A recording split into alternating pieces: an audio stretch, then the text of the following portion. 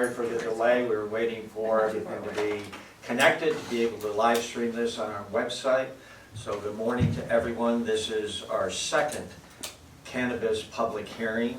We have another one next Saturday at the same time at 10 a.m. right here at Town Hall for anyone who wishes to visit in person. As we do, I'd like to introduce our board members, Maureen Kozlark here on my right and Bob Hebert at the center of the table there. We're here to listen to your comments.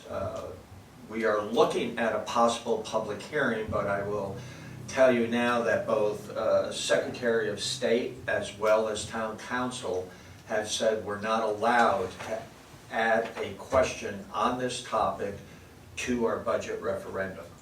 That it is just not allowed, which I apologize, I thought you always could at a local level. I thought so too. Says Wayne.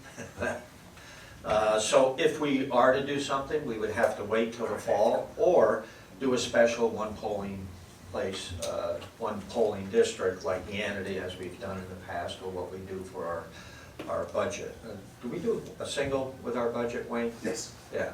So we would do the same thing, but at a separate time, if we want to bring it to a referendum, which is most likely what we'll do. Jeffrey? Why is it not allowed, you know? Yeah. Statute and reading the charter, there are only questions relative to the budget. So I thought town council would opine differently, but he did not. When I spoke with him yesterday, he said absolutely not, no other questions. Strictly budget. Even if it's framed in terms of economic development, which is the budgetary? It's a stretch. I think I would get a no on that because you're still asking the cannabis question. The economic development is only a part of the overall question. Because if it waits till the fall, the P&Z moratorium would have expired.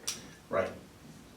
So the alternative would be to hold a special referendum prior to the summer months, prior to school getting out, I would think sometime in early June, mid-June, because once the vote takes place, the machines are locked up for 2 weeks, correct? So we would have to wait at least 2 weeks after the referendum. Maureen? Could we do a special vote separate from the budget so that we'd have the polling place open for the budget vote and then they'd have to go to another place to vote on the referendum? You're shaking your head, that's the town register, I don't know. I mean, that everybody's going to vote anyway. We would like to get more people out to vote for our budget. The Board of Selectmen, this would be excellent because we may get more people to vote on our budget being proposed, but I'm not so sure. I mean, look at our turnout at the second meeting.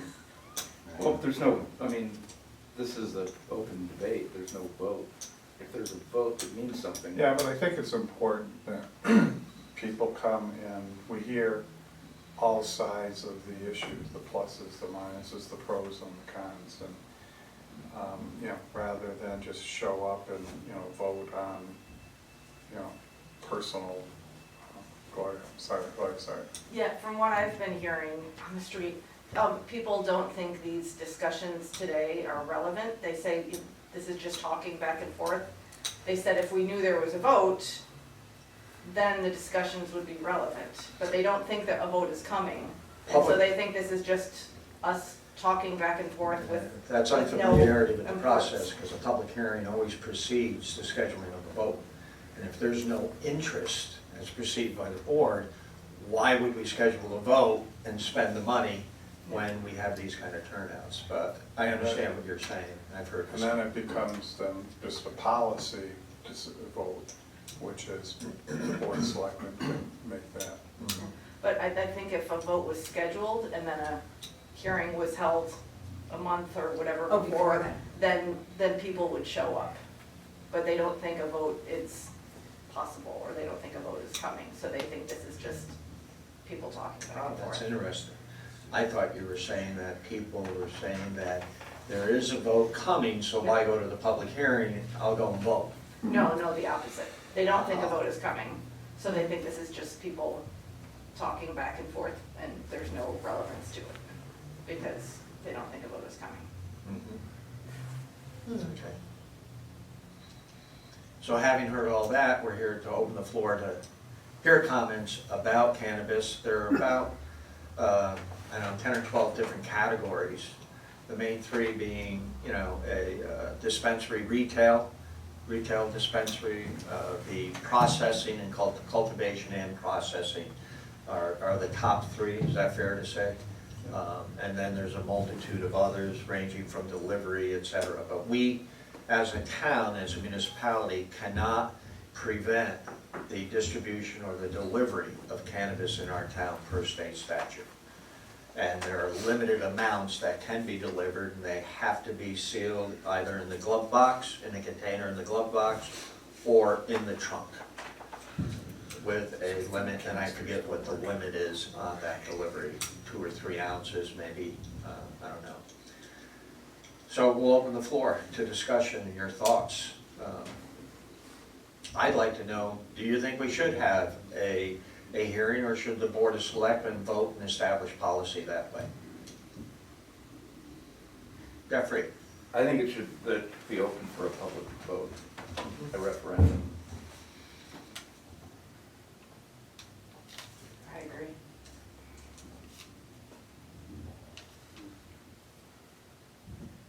Anyone else? What? I disagree. I don't think it should be open to the public. I think that the Board of Selectmen need to take care of the people in the town, and it's a federally illegal substance still. I mean, I know they're working on that federally. However, I disagree with it being in our town. We already have dispensaries on the border of our town. And I think it's just up to the board to do it. You're only gonna get the pot smokers to come out to vote. That's what's gonna happen. And I don't see anything else happening with that, and I don't see the money coming into our town regarding it. I also think that, you know, it's just another gateway. What else are we gonna do in the future? And you might think I'm nuts, but it's happened in other places. Are we gonna start giving out needles for heroin? You know, you might laugh at me now, but I don't wanna see perps coming back. I don't wanna see strip clubs. And it's just, it's so negative. I have a negative opinion about marijuana, and that's it. Okay, thank you. Sir? Dan Wicken. It was my understanding that the only 2 ways to prevent cannabis from being sold in the town was through the zoning board or through a town referendum. I was not of the understanding that the town selectmen could actually prevent or limit it themselves. And are we on the same page with that, or am I mistaken? I'll certainly look into it. I don't know if the statute requires a referendum. I know it can be petitioned, whatever the decision is, within so many days, and then brought to a referendum. But my understanding is that the municipality can make that decision, or zoning, you're correct. But I'll have to look into the question relative to the having to go to the referendum. We already know that, I think it's Wilton, New Canaan, and Greenwich have already made a decision on that. Did they do that? They didn't do that by referendum, did they? I don't know, Bob.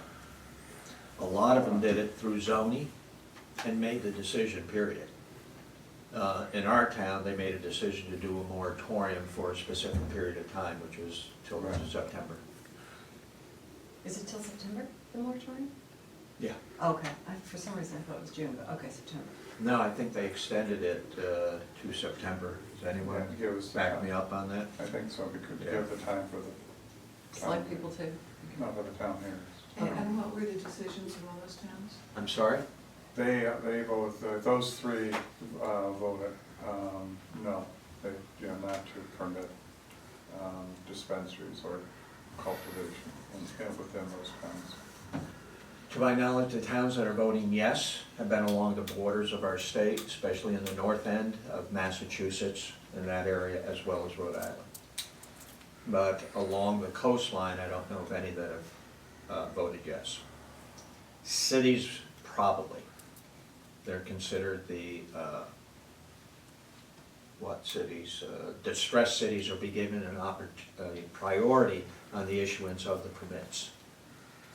So the New Havens, the Bridgeports, Waterburys are all being given a priority on the permit.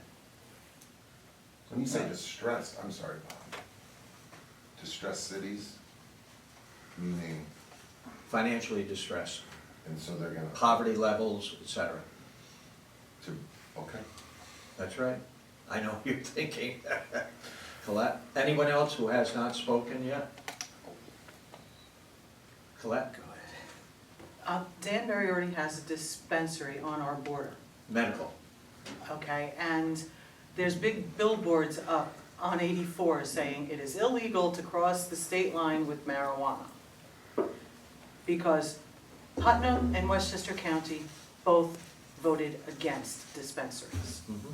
So I'd like to see us vote against dispensaries, but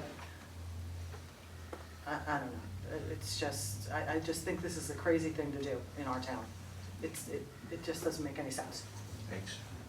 I do have a question. When we're talking about bringing it to a referendum, what is it? Is The it, question of whether to have a retail dispensary in the town of Ridgefield. Do we allow cultivation? Do we allow processing? And there are like 10 other items can we, associated are with it. are we able at that time to also limit to where this is being held? Can it be on Main Street? The P and Z discussed they would like the question of policy, as Bob referred to be handled by the Board of Selectmen, possibly through a referendum to get a feel for the people. And based on what that decision is, if it's no, then there's nothing else to be discussed. If it's yes, that we would refer it back to zoning to decide where, hours of operation, days of operation, evenings, et cetera. More questions, Jeffrey? So, I'm not necessarily in favor of the town allowing it. What I'm in favor of is an open debate. And the main thing I want to do is change the perception that a lot of people have that's sort of going back to this reefer madness from the 70s, that marijuana is this evil stuff that's all of a sudden going to lead to more gateway drugs and things like that. I mean, frankly, the gateway to heroin is a prescription from your doctor. It's not marijuana. And legalizing marijuana would, one, regulate it, and two, it would erase the fear of, having to have more police. Like, if there are people dealing drugs in Ballard Park, you need more police to police that. But if it's the legal, either distribution or dispensary, people are going in and buying it legally. There's very secure operations that take place in Massachusetts anyway. They're going in and buying it and they're leaving. They're not going to go out and start smoking it out front and then pass out and start living there. It's a totally different reality. And I think that's the important thing, is that this is now a legal and legitimate business, just like alcohol or any other thing. And we just need to, as long as we can think of it that way and make the decision based on those facts. We may still not want to have it, but these are law-abiding, upscale people who are going to buy a regulated substance. It's not as if you're going to a street corner, you're buying something, and all of a sudden it's like you got this wacky weed and you have no idea how strong it is or how potent it is or where it came from or whether it's laced with stuff. It's all, very, people who don't want to drink alcohol for health reasons, they may want to smoke marijuana. And as long as we're thinking of it in those terms, and then also thinking of the economic development aspects of it, then we can make a reasonable decision. If we're talking about people living on the street because all of a sudden we have a marijuana dispensary, that's not a real part of the debate. Yes. Melanie Rose, Can you speak up just a little bit? yes, sorry. I think that there was a key point in what this gentleman just said, is that maybe if we do have legal dispensaries, that just like alcohol, it might require more policing. I think this is one of the social issues that we really need to consider, that the social costs of having people who are inebriated are evident. I mean, drunk driving does cost a lot in personal as well as social costs for the town and for people. And if there are problems, and I'm sorry, I have more questions on this than I have answers, but if there are problems with people driving while using cannabis or using heavy machinery while using cannabis, and there are always people who are going to be abusing of it, like there are of alcohol, and making it available to youth where they shouldn't. You know, the social costs to the town could be great, a lot greater than any financial to the town. You know, and it's not going to be the distributors or the growers who pay for these extra costs. It's going to be the town. Glory? I'm not arguing for or against, but the state has stated that selling and using marijuana at a certain level, you know, a certain, you know, having a certain amount of it is legal. So I think debating the social costs, I think some of it is irrelevant, because if you can go to Danbury 15 minutes away, or you can go to some other town and purchase this, you know, people will do that. They will go and get it. It's a question of how far they're driving. If people want it, it is now legal in the state, and people will be using it. And, you know, whether they're driving while they're high or not, I mean, that is obviously not good. Just like if you're driving while intoxicated is not good and illegal, but the possibility that that might happen is already here because it is legal. And so I think those were discussions left more for when it was being debated at the state level and the legality or not. Thank you. In the back? Dan Whiten. Do we currently have any ordinance preventing alcohol use on municipal land, and have we considered using the provision of the law that allows us to put a $50 fine on anyone using cannabis on municipal land that's in the law that establishes legality? Yeah, we passed an ordinance quite a few years ago relative to the consumption of alcohol on private property. Said ordinance has the owner of the property responsible for the consumption of alcohol. We were the first community in the state of Connecticut to pass that. So we could modify an ordinance with some kind of a penalty in that instance. But I think this is more of a policy question relative to, as a municipality, do we want to consider a dispensary, a retail dispensary in our community? It was just my thought that... And I just wanted to add that I think the jury is out. There's so many tests that support either position, whether it's yes or no.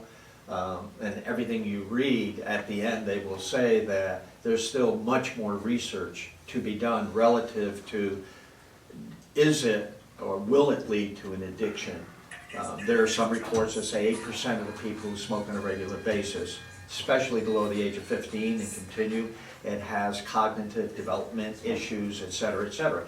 Is this accurate? I don't know. You know, and you'll have people report that. Others say absolutely not. It doesn't make any difference at all. In fact, wouldn't you much rather have people smoking marijuana than taking OxyContin or any other kind of an opiate? Sure, but does one lead to the other? Time will tell. We just don't have that information. So that's one reason why the Board of Selectmen said, okay, we should consider a referendum to see how the people feel. Yes, we could vote and establish policy, but do we really know how the people feel? That's why we have a public hearing. We said, okay, let's have public hearings and get the people in, get the debate going, and listen to what the feelings of the public are. But this is our second one, and I think today we have maybe 3 more people than we had last week.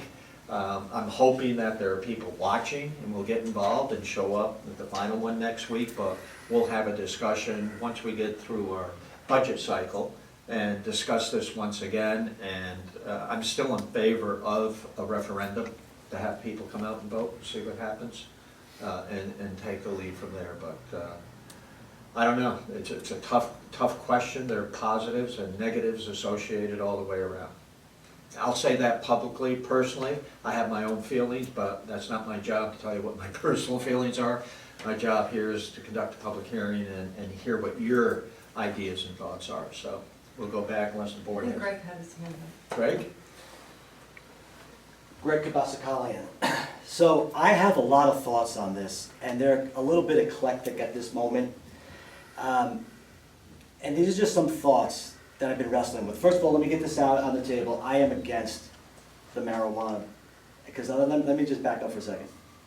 Cannabis, marijuana, pot.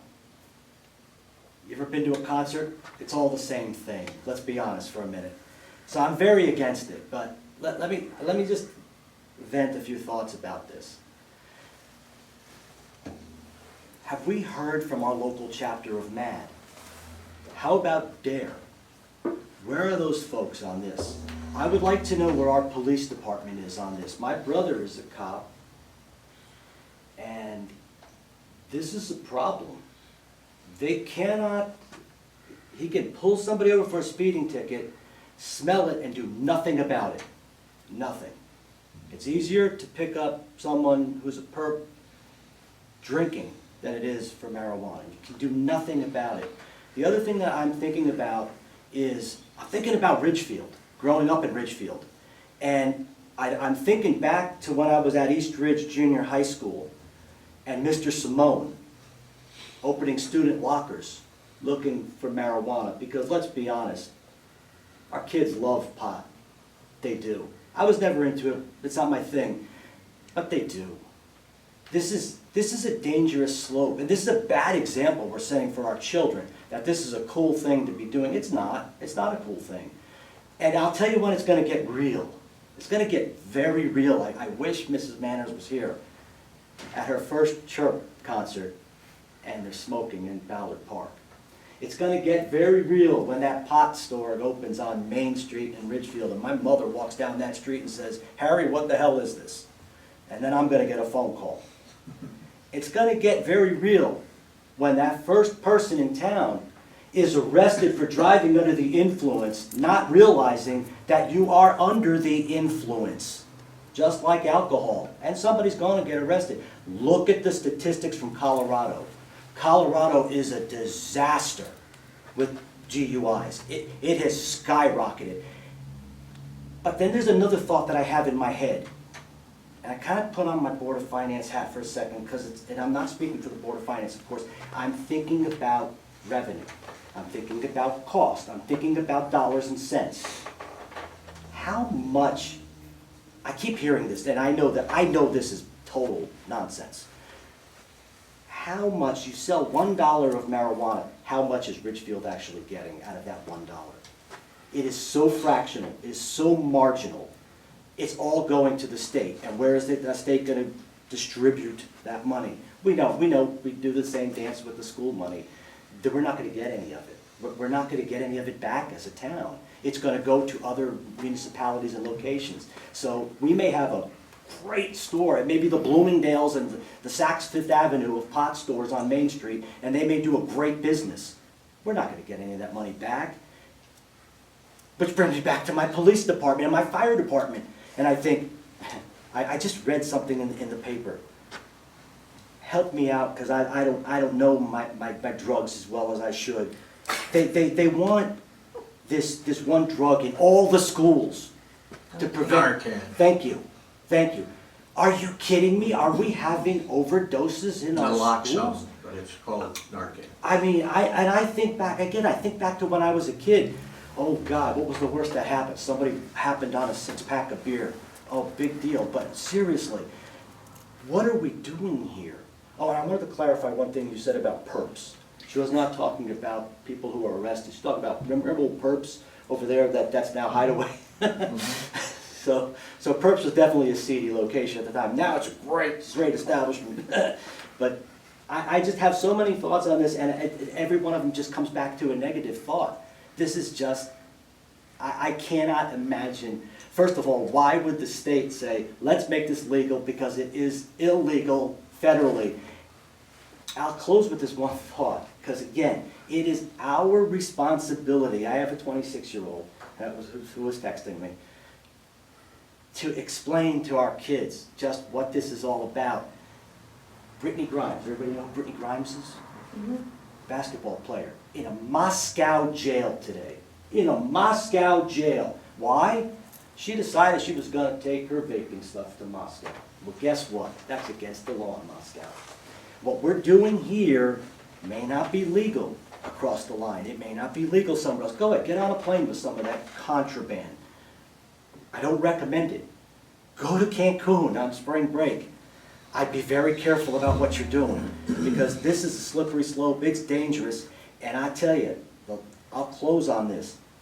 I fear the day that I actually have to go back to work in New York City, knowing what I know is going on down there, knowing that the answer to this is, let's distribute needles.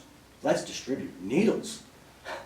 We don't need needles. We need a better thought process on this. I don't think we're talking about needles here. No, we're not. I know that, but Not today. I'm with Colette. This is absolutely a gateway drug. It is a gateway drug, and I think it's being, you know, it's being marginalized. It's being reduced to this is the same thing as your martini on a Friday night. It's not.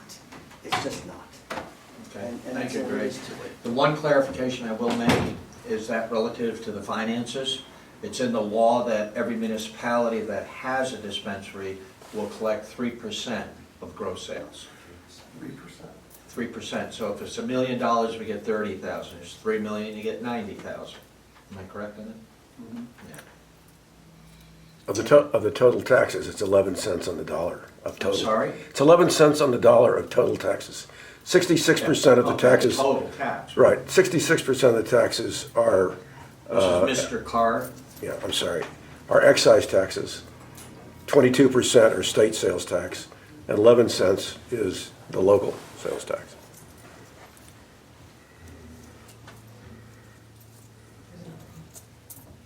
Dan? Hi, Dan Whitman again. Have we looked into what the possible amount of money the town would get from that 3% might be? We don't know what the total sales would be, but if it's $1 million, we would get 30,000. Sure, but I don't know if they're gonna do $3 million or $10 million. There's no way of telling. Can we compare it to what stores in Massachusetts have done or anything like that? I don't know I if think they're there doing was it. a presentation that was made, and I forget who put it on, with ECDC. the owner of the, was it the ECDC? ECDC. Okay, thank you. Do you want to talk to that at all? Yeah, Any question? The ECDC on August 30th held a meeting to discuss cannabis and had an owner from a Massachusetts store. It was all over Zoom, it's all recorded, you can watch it today. Her name was Meg, I forget the name of the store, do you remember, Jeffrey? I think But- it was Lee, Massachusetts. Was it Lee, Massachusetts? Mhm. That's No. not. Oh, I just want to keep order, so when you speak, we want to know who's speaking for the record. Mariah O'Cronley speaking, sorry. Thank you, Mariah. But they had huge sales, they employed 1,000 people. And the town was receiving, Yeah, I don't know the revenue numbers, I but can't remember the it's in there. it's. There was a lot of money involved. This was a central facility. I believe the owner had 3 dispensaries. So the volume was quite high, and the resulting 3% number was quite high. That went to the municipality. But Wayne? but wouldn't that revenue go down if the more dispensaries there are? Say, Sure. you're Danbury now, we're gonna divide this, let's just say $100 million, instead of all coming to Ridgefield, then it's gonna go to Danbury or Reading or whatever, a local town where, you know, right now, we're in Massachusetts, they're the only game in town per se, and they're getting all Right, the. that's why what I said earlier, that a lot of municipalities along the border where people are going into Massachusetts are considering, or haven't made a decision yet, but are likely to approve. And that's where, like Wilton and New Canaan voting whoever the vote was, voting that they're not gonna have dispensaries. And we could be selling to Wilton and New Canaan residents, that's quite a possibility. Mariah? One point that they made on that ECDC webinar though was that the reason why this particular dispensary was so successful is because they were one of the first to be established in Massachusetts. So they had built an infrastructure for delivery and client base that people were ordering it from all over outside the community. So being an early adopter was a benefit to that community. Right, thank you. Yes, sir. To that extent, I believe the first lottery is going to occur in May, if that's what other people's understanding are. If there's a feeling in the community that since the cannabis is coming in, whether we want it or not, because before the year's over, you're going to be able to have it delivered to your house, you're going to be able to buy it in some town in Connecticut. And there's the possibility for the town to reap a financial benefit because this question of whether or not cannabis is coming in is settled at this point. Is there a way for us to make up our minds on this before the people that are going to be the person that we heard from in Massachusetts, that is, the first person into the market, have to make up their mind on where this is going to go? Because everybody's essentially buying a lottery ticket right now to see if they're going to be one of the, I want to say 12 dispensaries that are allowed in the first round, and then there'll be another round at the end of the year. Is there any way that we could make up our minds as a town as to whether or not we're going to be welcoming to that kind of a business before those, first into the market have to make up their mind as to where they're going to sell? I would think, as we discussed a few minutes ago, of having a referendum in the beginning of June, prior to school getting out and people leaving town, so we can hopefully get the more people involved, would allow us to have a decision at that point in time if we were to do so. Jeffrey? Do you know if, let's just say this town said yes today and the P&Z moratorium is September, would that allow someone to open a distributor dispensary if there's a moratorium? Not open, Without but knowing what the parameters would be, because that would be established by the Planning and Zoning Commission. so they could put themselves into a Yeah. lottery. I would say yes, but Yeah. I'm not an expert on it, don't quote me. Has anybody heard how those lotteries are working so far? I don't know if they've had it. Well, but what's happened, I read this just this past week, and so people that, first of all, it takes a lot of money to get one of these, up and going. And it's people that already have distribution centers and cultivation, centers where they have hundreds of thousands of dollars that they've allocated to just, like I said, it's like buying a lottery ticket. They'll put up, I think it's $2,500, it might be more. I forget, don't hold me to that number. But they're putting up tons of money with the idea that they're gonna, the more tickets you buy, the better chance that you're gonna have to win it. So it's like, it's gonna be big business and big money that's gonna be, come in behind it.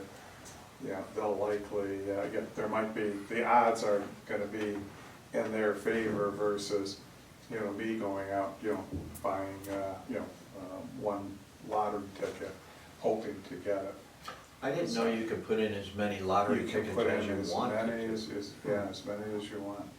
Oh. In Connecticut? Yeah, Oh. yeah. Yes, Colette? I It's thought not I gonna be if heard, you're a local small business, yeah, is what I'm saying. now, I thought I heard that the first lottery tickets are going to people who were already arrested for marijuana use, and were in jail. Am I wrong? In the urban areas. In the urban areas is So that where the wouldn't be here? first tickets or first license will be issued. Does that make sense? If I may respond to that, you can't have a felony record to get one of these licenses.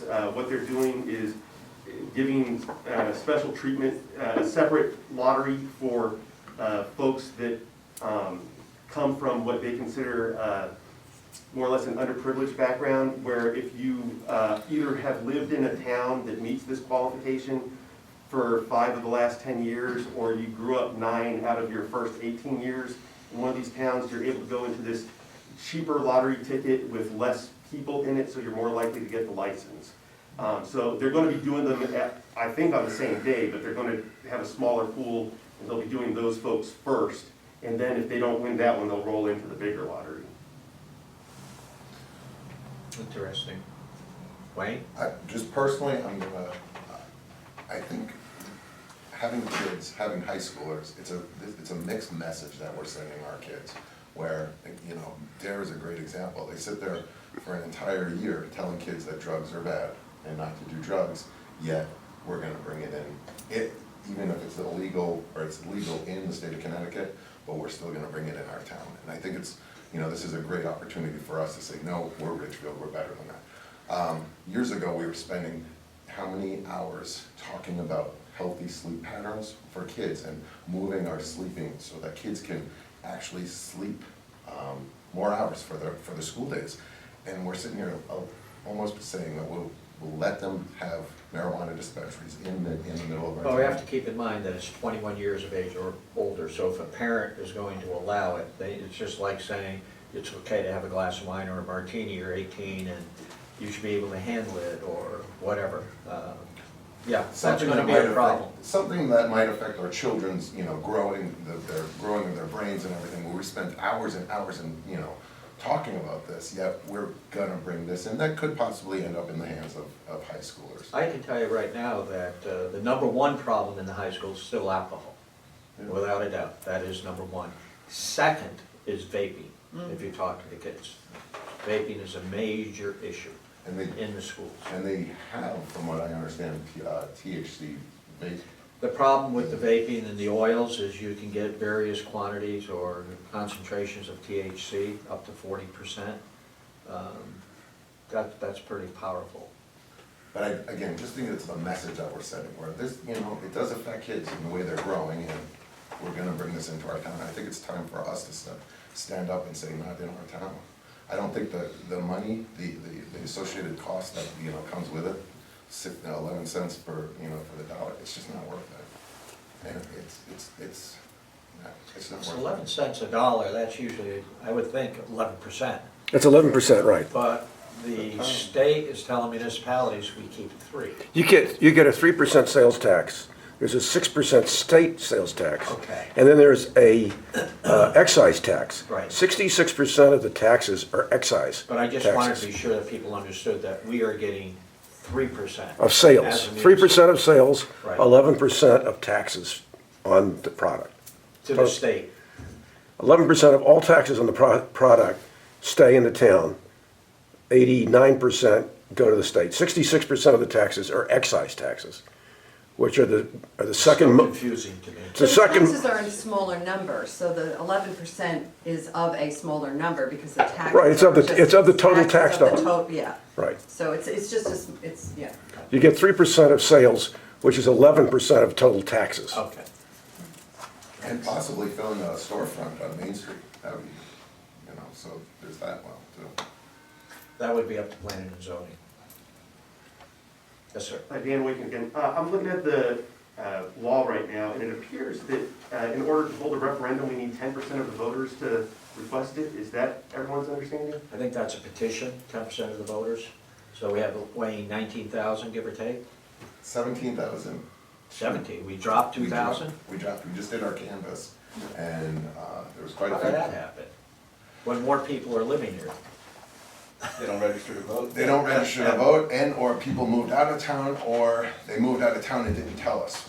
It's a process called canvassing. We sent out letters to almost 2,300 people who were registered in the town of Ridgefield, that either responded that no longer live here, or was returned by post office. Therefore, I'm able to make them inactive as a voter since their mail was returned by the post office.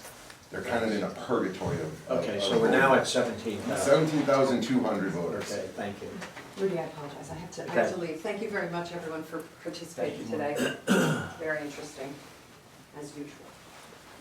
So on the 10%, that was my understanding, does the law state differently?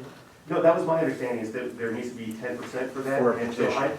And while we're talking about a referendum, I don't know that we can trigger it because the Board of Selectmen asked for it. I think we need 10% of the voters to ask for it. Now, the board can do it. No, the Board of Selectmen by charter is responsible, the only board that can call a referendum town meeting. But there's no requirement beyond that, percentage-wise. I don't think, unless this law tells us differently. Well, I think what that is, it's like, if the Board of Selectmen says we're not gonna call one. Right, you can petition it. Yeah. With 10% of it. So if it's 10%, it's roughly 1,700 voters would have to sign the petition. If the Board of Selectmen said, no, we're not gonna hold a referendum. Right? Question to the registrar. How many people voted in the budget referendum last year? 1,700, about 8%. That's why we were thinking if we had it with the budget referendum, we would get a higher response of the people voting. But we can't do that. Any other questions today? Comments? I have one more question.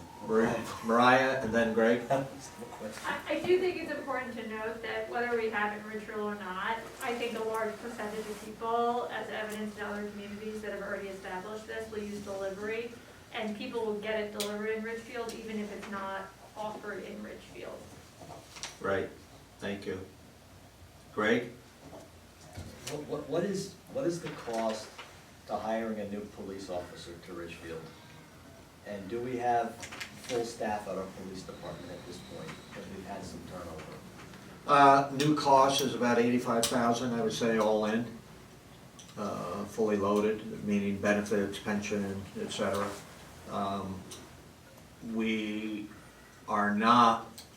We're backfilling right now due to changes that were made within the structure for the chief's recommendation. But there are no new officers being interviewed for a position as a result of this law. Right, Correct. absolutely. Does that answer your question? Yes, it does. Okay, thanks. Anyone else? That's it. Well, thank you all very much. Appreciate your being here. We have another public hearing next week. After that, at the Board of Selectmen's meeting, we'll have a discussion as to whether to go to referendum or not within, hopefully, before year end, fiscal year end, June 30. I don't know if you agree with that. There's only the two of us, so we can't make any decisions, but it'll be on the agenda for the board. But hopefully more people will show up next week. Thank you, everyone. Have a great weekend.